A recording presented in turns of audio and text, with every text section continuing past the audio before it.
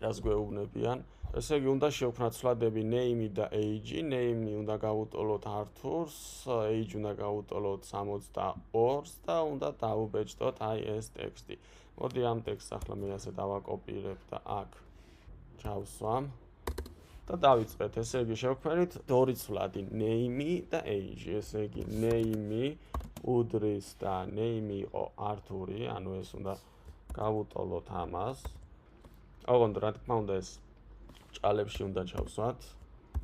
აქ ბრჭყალი და ბოლოშიც ბრჭყალი. შემდეგ age უნდა იყოს 62. ჩამოვედით ქვევით, ახლა უნდა დავუბეჭდოთ აი ეს ტექსტი. print ბრჭყალი ბრჭყალი და პირდაპირ ეს ტექსტი რომ ჩავსვათ აქ, ნახეთ. პირდაპირ ეს ტექსტი რომ ჩავსვათ აქ. ასე კი დაგვიბეჭდავს ამ ტექსტს. მაგრამ რა თქმა უნდა არ ჩაგვითვლის.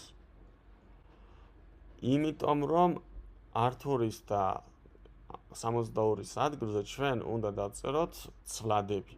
ოღონდ Arthur-ი და 62 არ უნდა იყოს ბრჭყალებში მოქცეული. ესე იგი Arthur-ის მარცხნივ აი აქ ჩვენ უნდა დავხუროთ ბრჭყალი.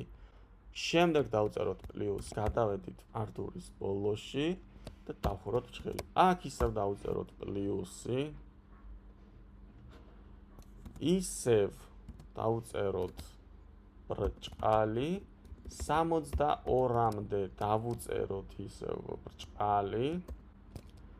62 წავშალეთ საერთოდ.